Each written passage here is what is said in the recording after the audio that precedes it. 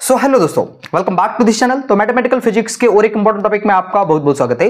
तो आज के इस वीडियो में हम डिस्कस करेंगे क्वाचीज इंटीग्रल थ्योरम। तो आइए इस टॉपिक को शुरू करते हैं। सो माय फ्रेंड्स, हम कॉम्प्लेक्स फंक्शन में आगे बढ़ते हुए हम क्वाचीज इंटीग्रल थ्योरम तक पहुंच चुके थे। तो वो वीडियो अगर आपने नहीं देखा तो वो वीडियो मैं आपको देखने की रिक्वेस्ट करूंगा।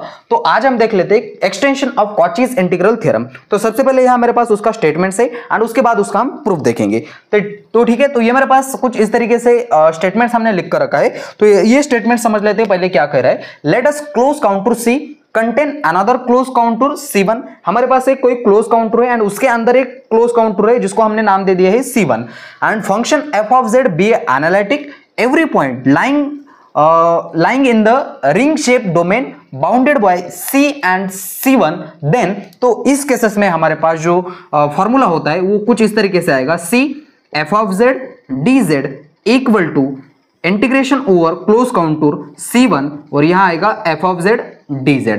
ये है मेरे पास जो मैंने यहां स्टेटमेंट्स लिखा है। अब इसका मतलब समझ लेते हैं भाई क्या है। मान लेते हैं कि मेरे पास कोई एक क्लोज काउंटर है कुछ इस तरीके से। पहला क्लोज काउंटर मेरे पास कुछ इस तरीके से जिसको मैंने बाहर वाले को नाम दे दिया है C1 C एंड उसके अंदर एक क्लोज काउंटर है जिसको हमने कुछ इस तरीके से नाम दे दिया है C1 एंड बोला हमको ये गया है कि C एंड C1 इन दोनों के बीच में ये वाला रिंग शेप जो दिखाई दे रहा है तो इसी के अंदर हमारा जो फंक्शन है वो एनालिटिक है। ठीक है, इस बात को आप अच्छी तरीके से समझ लेना कि ना कि C1 के बाहर एनालिटिक है ना ही सर्कल के अंदर एनालिटिक है। बस हमारे पास फंक्शन जो है वो ये C1 एंड C इन दोनों के बीच में जो रिंग शेप डोमेन बन रहा है तो उसी में बस हमारा फंक्शन क्या है, एनालिटिक है। तो इस केसेस में हमारे पास integration over C f of z dz equal to integration over C close counter C1 f of z dz ये दोनों इक्वल होते। तो ये बात हमको प्रूफ करके दिखानी है। तो बढ़ लेते हैं इसकी प्रूफ की ओर। तो माय डियर फ्रेंड्स, अगर आपको क्वाचीज इंटीग्रल थ्योरम आपने पढ़ा होगा तो उसमें हमने ये पढ़ चुके थे कि इस क्लोज काउंटर के अंदर अगर मेरे पास कोई, यहां मैं वो भी थ्योरम समझा ही देता हूं आपको। यहां मेरे पास कोई ऐसा क्लोज काउंटर है जिसको मैंने नाम दे दिया C और इसके अंदर मेरा जो फंक्शन होगा वो फंक्शन एनालिटिक होगा। तो इस केसेस में ये जो f ऑफ z फंक्शन का इंटीग्रेशन होगा, f ऑफ यहां से इंटीग्रेशन और क्लोज काउंटर C और यहां से f ऑफ z dz इसका जो इंटीग्रेशन होगा इस क्लोज करके अबाउट वो 0 होता है। तो ये वाला पार्ट हमने पढ़ा है। लेकिन वैसी तो सिचुएशन यहां है नहीं, क्लोज काउंटर तो है लेकिन इसके बीच बिटवीन में इसके अंदर वाला जो पार्ट है वो खुला पार्ट है। तो ये अगर मैं ये वाला पार्ट निकाल दिया होता, अगर ये वाला अंदर वाला पार्ट नहीं होता तो मैं इसके अबाउट फंक्शन का इंटीग्रेशन 0 करके कुछ कर लेता, लेकिन ऐसा तो केस है नहीं मेरे पास। तो ऐसे समय में हम करेंगे क्या, थोड़ा सा दिमाग यूज करेंगे एंड क्या करेंगे, इस वाले को यहां से ऐसे कट लगाएंगे।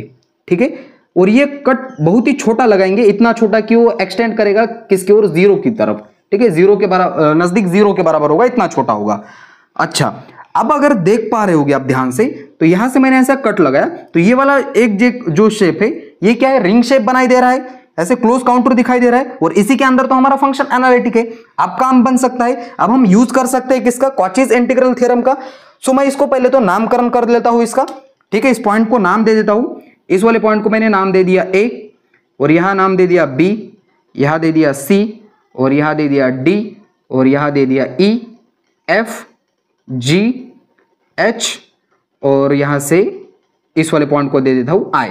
ओके, ये J यहां दे देता हूं, सॉरी क्या है, F G यहां H। इस तरीके से मेरे पास क्या बना है, एक फंक्शन बना, इसको मैंने नाम दे दिया इसको। अब इसकी डायरेक्शन भी तय कर लेते हैं। तो यहां से मैं स्टार्ट किया था मैंने, तो ये इसकी डायरेक्शन हो गई, तो ये वाली इसकी डायरेक्शन हो गई, ये कुछ इस तरीके से। एंड यहां आने के बाद डायरेक्शन अगर आप देख पा रहे होगे कि E F की डायरेक्शन इस साइड में है, तो यहां अगेन ये वाली डायरेक्शन हो जाएगी इस तरीके से। एंड यहां जो H I A की डायरेक्शन ऊपर की तरफ होगी। अगर आप मैंने ध्यान से अगर आप समझ पा रहे होगे कि ये दोनों जो है हमने जो कट लगाया है वो बहुत ही छोटा कट है। ओके, बढ़िया है यहां तक। इसका मतलब इसका जो मैग्नीट्यूड होगा वो सेम होगा, मैग्नीट्यूड सेम है बट उसकी डायरेक्शन अपोजिट है।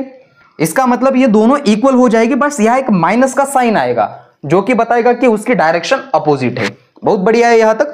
अब बढ़ लेते हैं, हम इसका प्रूफ देख लेते हैं। देखो माय डियर फ्रेंड्स, सबसे पहले तो मैं क्या लिखूंगा, यूजिंग किसका यूज करेंगे, क्वाचीज इंटीग्रल थ्योरम का यूज करेंगे। मैं यहां Cauchy's integral theorem, Cauchy's integral theorem. अब ये कॉचीज इंटीग्रल थ्योरम भैया क्या कहता है, हमारे पास यहां देखो ये वाला कॉचीज इंटीग्रल थ्योरम है, तो मैं यहां लिखूंगा क्लोज काउंटर। अब यहां से हमारे पास क्लोज होना चाहिए ये वाला पार्ट, तो मैं क्या करूंगा, उसको नाम कहां से स्टार्ट किया है मैंने, A B C D E F G H, ठीक है, एंड अगेन ए तक पहुंचूंगा तो ये मेरे पास क्या बनेगा, क्लोज कर्व बनेगा।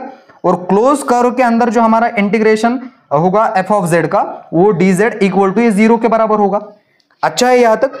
अब माय डिफरेंस हम सिंपल सा एक काम कर लेते, ये जो हमने लंबी रेलगाड़ी निकाली है, अब इसको क्या कर लेते, कट कर लेते। 4 ऐसे पार्ट में कट करेंगे, इक्वल पार्ट में, इक्वल नहीं बोल सकते हम उसको, 4 पार्ट्स में कन्वर्ट करेंगे। वो 4 पार्ट्स क्या हो गए देखो जरा, ए बी सी डी ई, यहां तक एक पार्ट होगा, अगेन ई एफ दूसरा पार्ट होगा, एफ जी एच आई तीसरा पार्ट होगा, एंड एच ए चौथा पार्ट होगा। ऐसे 4 पार्ट में हम उसको स्प्लिट करेंगे। एक इंटीग्रेशन का नियम है, रूल से सिंपल सा है, वो आप समझ जाओगे जल्दी। सो देखो मैं पहले तो इंटीग्रेशन करूंगा कहां से कहां तक, ए बी सी डी ई तक, ओके, एंड यहां लिखा मैंने f of z d Z, again plus करूंगा, जहां से खत्म वहां से शुरू, तुमसे ही खत्म तुमसे ही शुरू, ठीक है। सो यहां से हमने ई से खत्म किया, तो ई से स्टार्ट करना पड़ेगा, एंड यह दूसरा पार्ट हमारा है ई एफ, देखो ई एफ, एंड यहां लिखा function f of z d Z, and again तीसरा वाला पार्ट हमारा कौन सा था, ई एफ जी एच, ठीक है।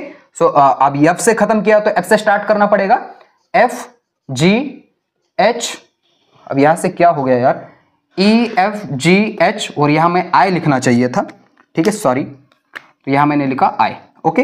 तो एफ जी एच आई, तो यहां आ गया आई, एंड यहां लिखूंगा again function f of z d z, plus किया इंटीग्रेशन ओवर, अब क्या बचा है सिर्फ एच ए, ठीक है, एच ए, एंड यहां क्या हो जाएगा again F of z d Z, and ये इक्वल किसके बराबर है, 0 के बराबर है। अब ये वाला पार्ट मिटा दूं यहां से, ओके, अब ये क्या हो जाएगा मेरे पास 0 के बराबर होगा।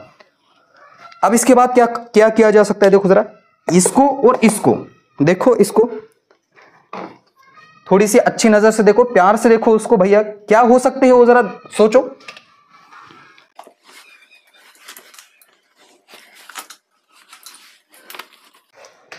सो देखो, इसको एकदम प्यार की निगाहों से देखने के बाद हमारे पास ये समझ में आ रहा है कि इसका जो इंटीग्रेशन है ई एफ एंड ये आई, ये दोनों सेम है, देखो जरा, ये दोनों सेम है, लेकिन उसकी डायरेक्शन अपोजिट है। मैग्नीट्यूड सेम है, इसका डायरेक्शन सेम है, मतलब ये दोनों क्या हो जाएंगे, 0 हो जाएंगे, डायरेक्टली कैंसल आउट हो जाएंगे। एंड इसका रीजन भी हम लिख सकते हैं, तो रीजन हम कुछ इस तरीके से लिखेंगे, क्या लिखूंगा मैं यहां से, E F and I A has a have same magnitude but opposite direction, ठीक है, बट अपोजिट डायरेक्शन। तो इसकी वजह से ये क्या हो गया, दोनों क्या हो गए, कैंसल आउट हो गए, ओके। बचा हुआ पार्ट लिख लेंगे पहले, तो यहां से integration over closed contour A B C D E, and यहां क्या लिखना पड़ेगा, function f of z d z plus integration over क्या बचा है, ये वाला F G H I f of z d z equal to 0। अब क्या किया जा सकता है, ये वाला पार्ट उस तरफ भेजा जाए, तो ये पार्ट जैसे मैं उस तरफ भेजूंगा, तो यहां से A B C D E function है f of z d z equal to, minus हो गया उस तरफ चले जाने के बाद, एफ जी एच आई, और यहां से function of F of z d z. अब मेरे फ्रेंड्स, अगर इसको आप ध्यान से देख पा रहे होगे, पहले तो देखो पहले वाले को A B C D E, A B C D E, A B C D E, देखो ए बी सी डी ई कौन सी डायरेक्शन है इसकी, ऐसी ये कौन सी डायरेक्शन होती है, एंटी क्लॉकवाइज है ना, हमारे यहाँ तो एंटी क्लॉकवाइज होती है, तो ये हो गई इसकी एंटी क्लॉकवाइज डायरेक्शन। इसकी देखो जरा F G H I, F G H आई, इसकी कौन सी डायरेक्शन है, ऐसी उल्टी है, एंटी क्लॉकवाइज डायरेक्शन है, तो इसकी भी डायरेक्शन सेम कर लेते। तो डायरेक्शन सेम करने के लिए मेरे पास क्या करना पड़ेगा, ये साइन प्लस हो जाएगा।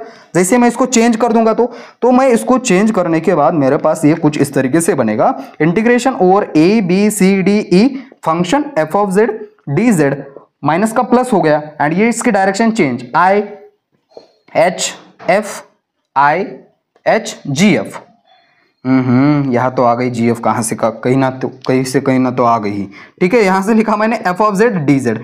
अब ध्यान से देख पा रहे हो कि A B C D E, ABCDE, इस वाले बाहर के कर्व का हमने क्या नाम दे दिया है, C दे दिया है। तो इसकी जगह पे मैं लिखूंगा C, यहां लिखा function f of z dz equal to IHGF, कहां गया IHGF। इस वाले अंदर वाले कर्व को हमने क्या नाम दे दिया है, C1, और यहां जो कट लगा है वो बहुत ही छोटा था, क्या बताया आप कितना छोटा था, बहुत ही छोटा है वो, तो इसको मैंने C1 नाम दे दिया, और यहां f ऑफ z dz। तो यही तो हमको प्रूफ करना था, ठीक है। हमारे पास अगर कोई क्लोज काउंटर कर्व है और उसके अंदर और एक कर्व है, तो उसके अबाउट जो बाहर वाले का फंक्शन का इंटीग्रेशन होगा वो अंदर वाले के फंक्शन के इंटीग्रेशन के बराबर होगा। तो यही तो हमारे पास क्या बोलता है, extension of Cauchy's integral theorem. So my dear friends, इसी का यूज करके आगे वाला जो हमारा क्या होगा, क्वाचीज इंटीग्रल फॉर्मूला होगा, बहुत ही इंपॉर्टेंट टॉपिक है, तो उसका हम सॉल्यूशन देखने वाले हैं इसके बाद। तो ये एक इंपॉर्टेंट टॉपिक को फुल स्टॉप देने से पहले मैं आपसे एक रिक्वेस्ट करूंगा कि प्लीज इसके पहले का क्वाचीज इंटीग्रल थ्योरम जो है वो आप जाके जरूर देख लेना। एंड इसी वीडियो को यहां देते फुल स्टॉप, तब तक के लिए वेरी ऑल द बेस्ट।